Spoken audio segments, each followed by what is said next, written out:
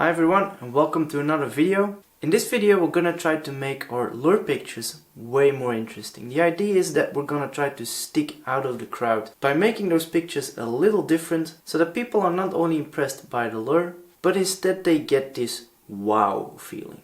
And that is something that I think that a lure painter really wants to achieve with a lot of people. That is that people say wow. Alright, so to give you guys a general idea of what my idea is, and I think it's gonna be really cool because it's never been done before, or at least I haven't seen anybody doing anything like this, and it's gonna make especially our pictures of our lures a little bit more interesting. It's gonna make them a little bit cooler. And for most of my lure pictures I like to use a black background because it gives a really high contrast instead of white. Usually a lot of color gets lost in it. So if you use a black background you get this high contrast and it makes your lures really pop out, and I really like that. So that's why I'm gonna use a black canvas as well, and that's where I'm gonna create my art piece on. That's hopefully gonna make my pictures a bit more cooler and more interesting. Now the idea is that I'm gonna draw or paint some kind of monster with large teeth that is interested in my lure. I might make it a kind of a pike or anything. I'm gonna try to keep it short but yet very informative, and I'm gonna try to give you all the knowledge you need to do this yourself.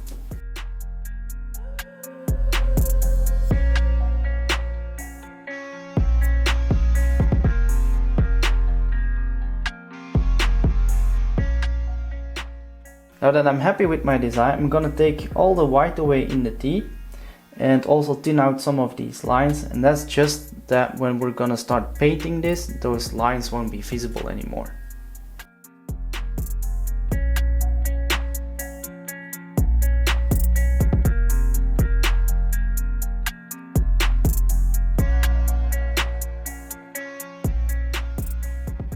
Alright, now comes the fun part. Now we're gonna start painting it, and I'm only gonna use two colors. That is detail black and detail white from Createx. The reason that I like to use these colors is because the pigments on these two paints are really small. So that means that I can almost use a transparent white or black. Now, black or white can never be actually transparent. That's just because of the pigments. Pigments to create a black paint or a white paint can never be fully transparent. But I'm gonna show you how you can make them more transparent later on in this video. You can also use other paints like Vallejo, but the reason that I prefer Createx over Vallejo is because these pigments are a little bit thicker, they're bigger, and it's really hard to make these paints a little bit more transparent. So for this artwork, which we're gonna try to paint really realistic, or at least gonna give it a 3D feeling, it's harder to do that with Vallejo because of these pigments. So first of all we're gonna start with white, because most of the things are black already right now. So we're gonna start with our first layer of white. Now it's really important, I cannot stress this enough, that your white paint has to be reduced by a lot, because it needs to be very subtle. If you're using a opaque white on this, well, you're gonna get a cartoon. It's not really gonna look 3D, it's gonna look 2D. That's fine too if you're aiming for that. It's gonna be way easier and it's gonna be much quicker. But that's not my goal. I wanna paint this in a 3D kind of feeling. So then it's really important that we're gonna use layer upon layer upon layer upon layer. And when you're layering layers upon each other, then it's very important that these paints are really subtle. So no opaque paints, no big blotch on one color on there, because it's not gonna look 3D. So in order to do that, how do we make this detail white more transparent? That's with a lot of reducer and a little bit of 40-50. But it's always, I don't really got a perfect ratio. It really depends on which layer I am doing, how white I want that layer to be. But to start out, it's easier to use too much reducer and just add a little bit more paint if necessary, because if you spray your paint on there and it's too opaque, then it's really hard to get back from that. but the other way around it's much easier. So I'm just gonna use a lot of reducer.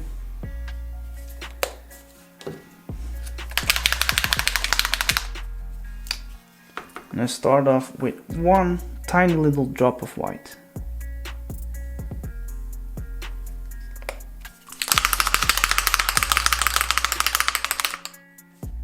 And also one drop of 40-50,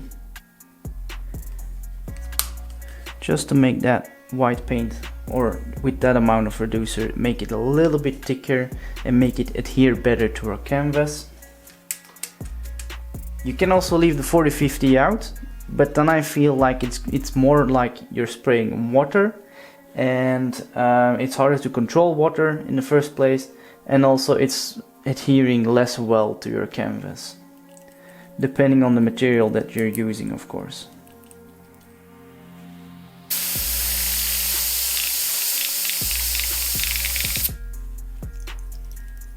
We're gonna start with the teeth first, because that's gonna be a lot of work, but they're still quite easy to do. And we're just gonna put that first layer of white on there just to see what we're working with. Now if you feel like you still don't control your airbrush enough to do it this way, you can always take a second stencil, and when you align it with a tooth, you can also block out the underside of the jaw itself.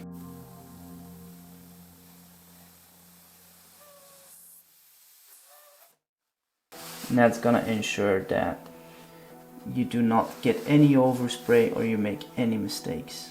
And again, this is just simply putting that first layer of white on there. You can see it's very uneven. It doesn't matter, it's just to get an idea how the teeth are developing, how they look, and then later on we're gonna add some more white or some black to shadow it out.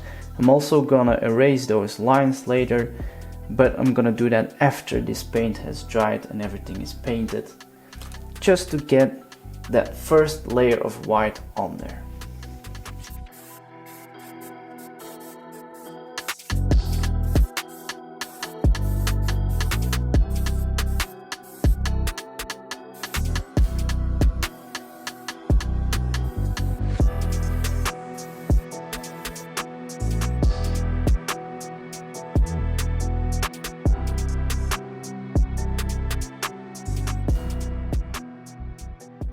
So now that we did our first layer with white, I'm gonna take away all those lines that we drew with our eraser, and then we're gonna do that first black touch.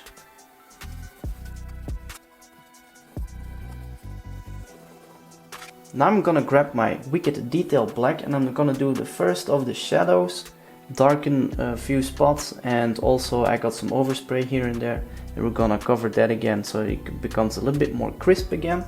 I'm also gonna try to fix these two teeth because these two are a little too big, but we'll try to fix those as well. We're gonna cover those a little bit with black. And we're gonna use the same ratio, a lot of 40-11 with just one drop of black to make it very, very transparent, and it's almost grayish.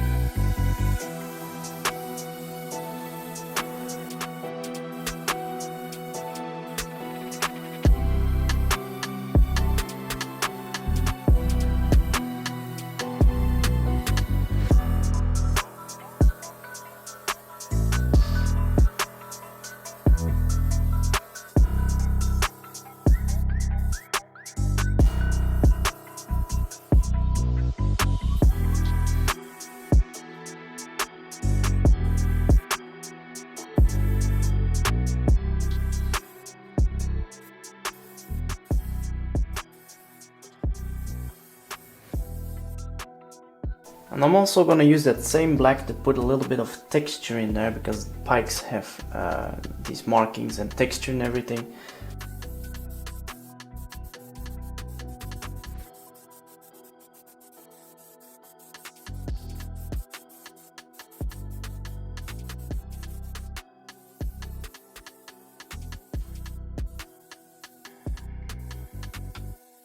I find it really hard to explain how to work with black and white to create that sense of depth, but I'm gonna try to do my best. So if you look at the teeth, and let's say that our light comes from it comes mainly from above. If you look at the face here, so teeth usually like to reflect a lot of light. They're quite reflective. So if you want to create teeth, then you're also gonna need to paint some kind of reflection on it if the light hits the teeth. Now I want these teeth on the side here to reflect a little bit of light. If the light source on the monster comes from the front, let's say a little bit above the head but in front of it, then also the teeth are gonna catch light. So that means that these are gonna light up a little bit in the middle, these are gonna light up a little bit on the right side, and these are gonna light up a little more on the left side, because that's where our light source is.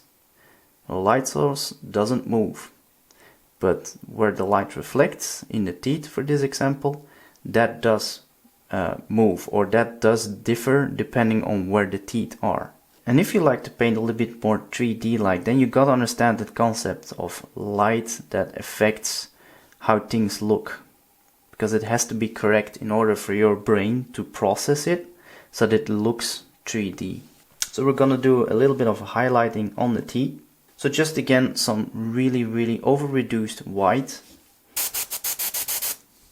and we're just gonna slowly, carefully do a little bit of white on those teeth.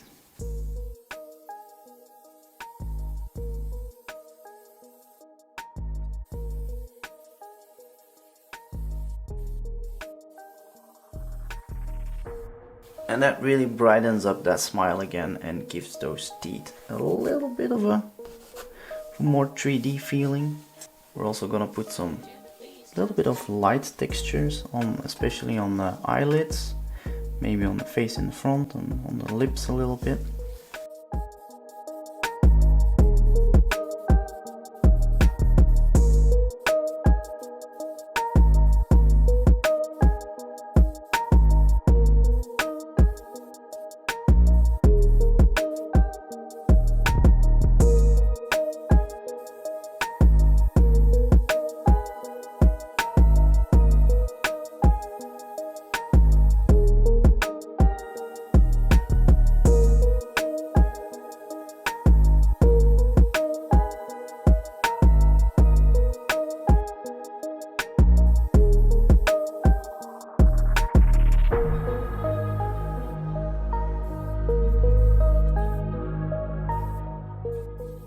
My white is getting too concentrated.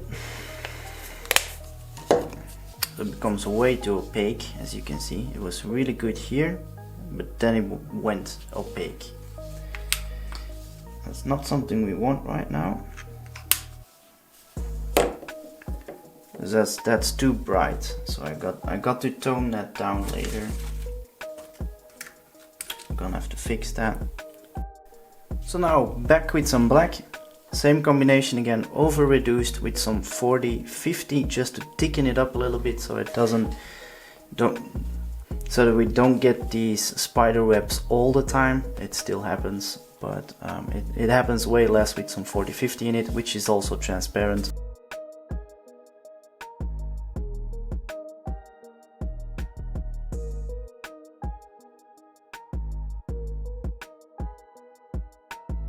And as you can see, guys, it's not the end of the world if you make any mistakes. As you can see, I've hidden those mistakes, corrected those perfectly, and now it looks way better already. I think we're almost finished here.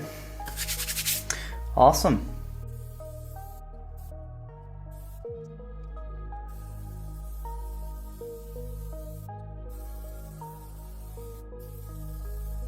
Now as a finishing touch On this black and white picture, I'm gonna color the eyes just to make those stick out, because I want, when my lure is in front of this, I want everybody to see that the fish is looking at the lure, and that's why I want those eyes to pop a little bit, to stick out from the rest. So to do that, I'm gonna use Candy 2.0. The good thing about Candy 2.0 is that it doesn't show on black. So here on the pupil and behind the eye where the shadow is, that Candy 2.0 is not gonna show. As well as here in front of it is a little bit blackish. It's not gonna show that good either, but it does show on the eyebrow. So we're gonna need to cover the eyebrow and just spray a little bit of Candy 2.0 right on those eyeballs.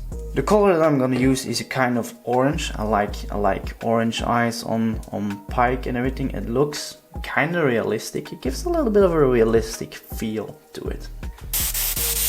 For those who know how Candy 2.0 works, then you know. For those who don't know how Candy 2.0 works, you need to mix it always with a carrier, because Candy 2.0 on itself is not a paint but it's a dye. So you need some kind of, let's say, glue or resin combined with the Candy 2.0. So I'm gonna use 40-50, and it's very simple.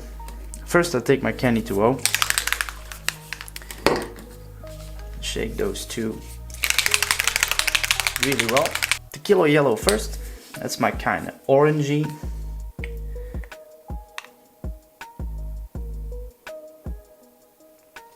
Let's say 3 drops. And I'm gonna brighten up that orange a little bit with, let's say 3 drops as well of the lemon yellow. Now I'm gonna mix that with a little bit of 40-50.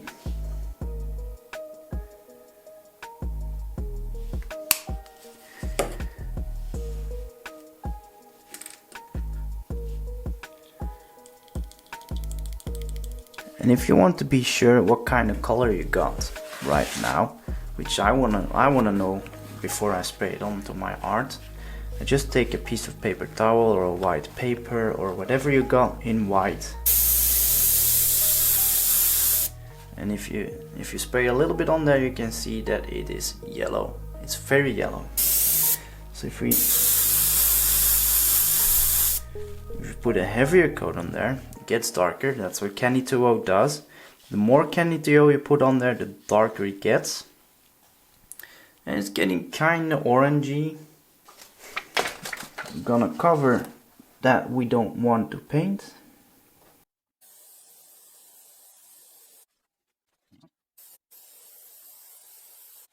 Now to finish my artwork, I want to put some kind of clear coat over it. Now it's really important, because the purpose of this thing is that it's going to be behind our lure. So it cannot reflect light, because if it reflects light, the picture is not going to be visible. So it needs to be a matte finish. That's really important, just because of the purpose of this picture. Also you could use a glossy finish if you're just going to hang it on the wall and you want it to be nice and glossy and everything. But because we don't want this to reflect the light, it needs to be a matte finish. So I'm gonna use 4052 from Createx just as my finish.